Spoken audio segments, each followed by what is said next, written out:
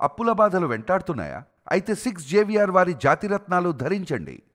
నమస్తే welcome to our channel. నేను మేక రెబిక. సో నిన్నటి వరకు మనం చూసుకుంటే బస్సు రిలేటెడ్గా ఎన్నో ప్రమాదాలు మనం చూస్తూ ఉన్నాం. సో రీసెంట్గా నిన్న జరిగినటువంటి సంఘటన గోవాలో ఘోర అగ్ని ప్రమాదం చోటు చేసుకుంది. అంటే ఎక్కడ కూడా ఈ ప్రమాదాలు అనేది ఎక్కువైపోయాయి. దీనికి కారణాలు ఏంటి అని అంటే రెండు విషయాలని చెప్పుకోవచ్చు. సో మనం లైసెన్స్ లేకుండా అండ్ అలానే సేఫ్టీ మెజర్మెంట్స్ చూసుకోకుండా హోటల్స్ కావచ్చు, బస్సులు అంటే రవాణా శాఖ కావచ్చు, లేదంటే ఏదైనప్పటికీ మనం లైసెన్స్ అనేది సరిగ్గా మెయింటైన్ చేయకుండా ఉంటే ఇలాంటివి జరిగే అవకాశం చాలా మేరకు ఉందని చెప్పేసి చెప్పుకోవచ్చు. సో ఫస్ట్ ఈ విషయాలన్నీ పక్కన పెడితే నిన్న జరిగినటువంటి గోవాలో ఈ అగ్ని ప్రమాదం ఎలా జరిగింది అనే దాని విషయం గురించి మాట్లాడేసుకుందాం. సో మనం చాలా వరకు ఏం చేస్తామనంటే టూరిస్ట్ ప్లేసెస్‌కి బాగా అట్రాక్ట్ అవుతూ ఉంటాం. అందులో ఒక మెయిన్ ప్లేస్ అని చెప్పొచ్చు గోవా.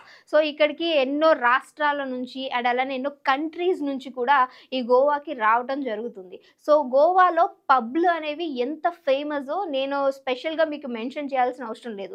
సో ఇప్పుడులో మనం చూసుకుంటే ఫ్యామిలీ మెంబర్స్ కూడా అక్కడికి వెళ్ళడానికి ఎక్కువ ఆసక్తికరంగా చూపిస్తూ ఉన్నారు. సో అలాంటి నేపథ్యంలో ఇలాంటి ప్రమాదకరమైనవి జరుగుతూ ఉన్నప్పుడు ఎవరైనా సరే ఆ ప్లేస్‌కి వెళ్ళడానికి భయపడుతూ ఉంటారు. ఆ పక్షంలోనే ఈ అగ్ని ప్రమాదం ఎలా చోటు చేసుకుంది అని మాట్లాడుకుంటే సో షార్ట్ సర్క్యూట్ అని ఒకళ్ళు, లేదు అనంటే సిలిండర్ పేలిపోయి ఒకళ్ళు. మరి ఇవన్నీ జరుగుతున్నప్పుడు ఫస్ట్ ఆఫ్ ఆల్ అక్కడికి జనాలు వస్తున్నారన్నప్పుడు ఆ హోటల్ మేనేజ్‌మెంట్ అనేది అసలు ఎలా ఉంది? ఫస్టే కిచెన్‌ని సెట్ చేసుకోవాలి.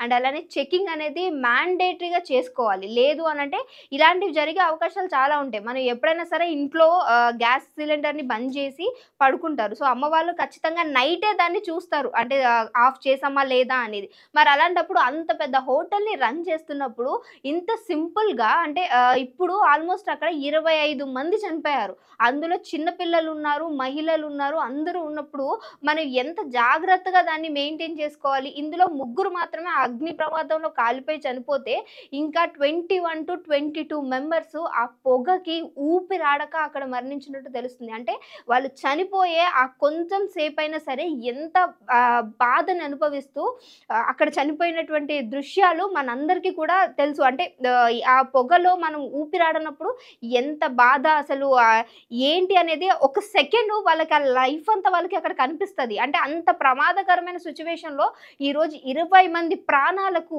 ఎవరు లెక్క అప్పచెప్తారు? అక్కడున్న మేనేజ్‌మెంట్‌లో ఉన్నటువంటి పని చేసేవాళ్ళు. యాక్చువల్‌గా ఇందులో కొంతమంది టూరిస్టులు వీళ్ళందరూ సిబ్బంది చనిపోతే అంటే ఇక్కడున్నటువంటి వాళ్ళు కొంతమంది టూరిస్టులు చనిపోతే మిగతా చాలా వరకు 10% వరకు అక్కడ పని చేసే వాళ్ళే చనిపోయినట్టు తెలుస్తుంది. మరి నీ హోటల్‌లో ఒకళ్ళు పని చేస్తున్నారు అనంటే వాళ్ళ సేఫ్టీ కూడా వీళ్ళు చూసుకోవాలి. అక్కడ వర్క్ చేస్తున్న వాళ్ళకి ఇప్పుడు చనిపోయిన ప్రతి ఒక్క పర్సన్‌కి ఇంత ఇంత అని చెప్పేసి మనం వెలకట్టేసి ఇచ్చేస్తూ ఉంటాం. కానీ వాళ్ళు ఎంటైర్ హోల్ లైఫ్‌కి మనం ఏం గ్యారంటీ ఇస్తున్నట్టు. అంటే ఒక టూరిస్ట్ ప్లేస్‌గా అని చెప్పుకునే అక్కడ ఏవైతే హోటల్స్ నడుపుతున్నారో వాళ్ళకి సెక్యూరిటీ పరంగా కావచ్చు, లేదంటే మనం తీసుకున్నటువంటి జాగ్రత్తలు ఏ విధంగా ఉన్నాయని అక్కడున్న వాళ్ళు చూసుకోవాలి. సో, ఆ సీఎం గారు మాట్లాడుతూ అక్కడ ఎవరైతే అన్‌అఫిషియల్‌గా వర్క్స్ అన్ని నడుపుతున్నారో, పబ్‌లు నడుపుతున్నారో వీళ్ళందరిని కూడా బ్యాన్ జేయాలి అని చెప్పేసి ఇప్పుడు మాట్లాడితే ఆల్రెడీ 20 మంది లాస్ అయిపోయారు. 25 మెంబర్స్ చనిపోయిన తర్వాత ఇప్పుడు పట్టించుకుంటే ఏంటి లాభం? ఆ రోజు కూడా బస్ యాక్సిడెంట్లు ఇవన్నీ జరిగినప్పుడు అసలు వాటికి లైసెన్స్ ఉన్నాయా లేదా? అసలు ఆ బస్సు కండిషన్స్ ఏంటి? ఇవన్నీ తెలుసుకున్నారు. తెలుసుకున్న తర్వాత లాభం ఏంది? ఆల్రెడీ అంతమంది చనిపోయిన తర్వాత ఇప్పుడు కూడా సేమ్ సిట్యుయేషన్ ఇక్కడ రిపీట్ అవుతుంది. ఏ రాష్ట్రంలో అయినా ఎక్కడైనా సరే ఏదన్నా జరగకముందు జాగ్రత్త తీసుకోవాల్సింది పోయి, జరిగిపోయిన తర్వాత జాగ్రత్త తీసుకోవడం ఏంటి? ఆల్రెడీ సీజన్ నడుస్తుంది. సో, మనకి ఈ నవంబర్, అక్టోబర్ నుంచి జాన్ వరకు కూడా ఎక్కడైతే మంచు ప్రదేశాలుంటాయో అండ్ అలానే కూల్‌గా ఉండే వెదర్స్‌కి బాగా జనాలు అట్రాక్ట్ అయ్యి ఇప్పుడు వెళ్తున్నారన్నప్పుడు నీకు నవంబర్ బిఫోర్ అంటే అక్టోబర్ బిఫోర్ నుంచే ఇవన్నీ చెక్ చేసుకుంటూ ఉండాల్సింది పోయి ఆల్రెడీ అక్కడ సంఘటన జరిగిపోయి జనాలు చనిపోయిన తర్వాత అక్కడ చాలా మంది లాస్ అయిపోయిన తర్వాత చెకింగ్ చేసుకుంటూ వెళ్తే లాభం ఏంటి? ఇప్పుడు ఎవరైతే ఇప్పుడు పర్మిషన్ లేని వాళ్ళు ఉంటారో వీళ్ళు ఆల్రెడీ జాగ్రత్త పడే అవకాశం ఉంటుంది. కానీ గోవాలో చూసుకుంటే అన్‌అఫిషియల్‌గా చాలా మంది పబ్స్ నడిపించే వాళ్ళు ఉన్నారు.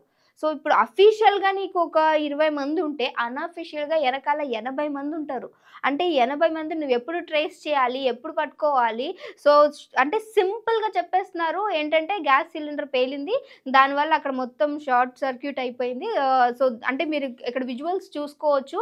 సో, అలా అంటే అక్కడ డాన్స్ చేస్తున్నటువంటి వాళ్ళు గూడా సడెన్‌గా పైనుంచి చూడటము, అయ్యో! ఏదో అవుతుందని తప్పించుకోవాలన్న గ్యాప్‌లో ఈ పొగ ఎప్పుడైతే అనుకుందో ఆల్రెడీ మీరక్కడ చూడొచ్చు. పొగ ఆల్రెడీ వచ్చేస్తూ ఉంది. సో, ఆ గ్యాప్‌లో వీళ్ళక్కడ చనిపోవడం కనిపిస్తూ ఉంది. మరి అఫీషియల్‌గా లేని దీన్ని అంటే వాళ్ళందరూ అక్కడ ఏం చెప్తున్నారంటే ఇది చాలా వరకు చాలా రోజుల నుంచి ఫేమస్ అయిన రెస్టారెంట్ అంటే పబ్ 2 మిక్స్ చేసి ఇక్కడ మేము రన్ చేస్తున్నాం. బట్ ఎప్పుడు కూడా ఇలాంటివి జరగలేదు అనంటే సడెన్‌గా జరిగేవి మనకి చెప్పి ఏవి రావు. కానీ ఒక్కసారి ఇప్పుడు గ్యాస్ రిలేటెడ్‌గానే ఇది జరిగింది అని అనుకున్నప్పుడు, మనం కిచెన్ రూమ్‌లోకి వెళ్తున్నప్పుడే ఒకసారి అన్నీ చెక్ జేసుకోవాలి. పైపులు ఎలా ఉన్నాయి? కనెక్షన్ ఎలా ఉంది అని. ఇంతమంది జనాలకు ఎవరు ఇప్పుడు సమాధానం ఇస్తున్నట్టు? సో, మనం అంటే ఇప్పుడు నేను ఎవరిని టార్గెట్ చేస్తున్నట్టు కాదు. ఏదో జరిగిపోయగానే రాజకీయ నేతలు అందరూ కలిసేసి అది చేయకూడదు, ఇది చేయకూడదు, ఆ ఫ్యామిలీకి ఇది చేసేయండి, అవి చేసేయండి అని జెప్పేసి స్టేట్మెంట్స్ అనేవి పాస్ చేసేస్తున్నారేమో కానీ, ఏ విషయమైనా జరగక ముందు దాన్ని భద్రతా చర్యలు తీసుకోవడం అనేదే నాయకుడి యొక్క లక్షణం. సో, ఈరోజు సింపుల్‌గా స్టేట్మెంట్స్ పాస్ చేయడం కాదు. ఈ 25 మెంబర్స్‌కి మనం సమాధానం చెప్పే ఉన్నవాళ్ళం.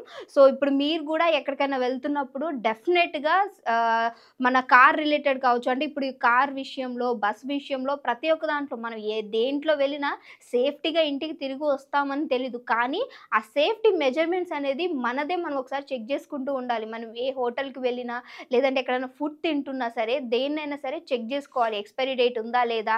లేదంటే బస్‌లో వెళ్తున్నాం దానికేమన్నా ఎమర్జెన్సీ ఏ విధంగా ఉంది? ఒకవేళ ఏదైనా ప్రమాదం జరిగితే అక్కడి నుంచి ఎగ్జిట్ అవ్వొచ్చా? లేదా?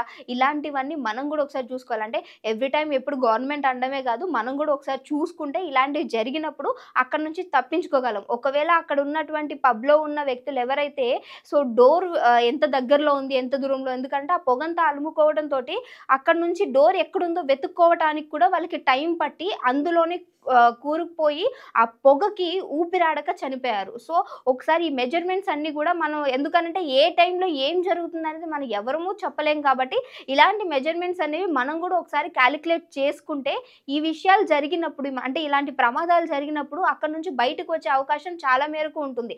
సో, దయచేసి ఇప్పుడున్నటువంటి ఈ సీజన్‌లో బయటకు వెళ్ళేవాళ్ళు ఎవరైనా సరే జాగ్రత్త వహించండి. సో, మరి గోవా రిలేటెడ్ ఇష్యూ పైన మీరేమనుకుంటున్నారు అనేది కింద మస్ట్ షూట్‌గా కామెంట్ చేయండి.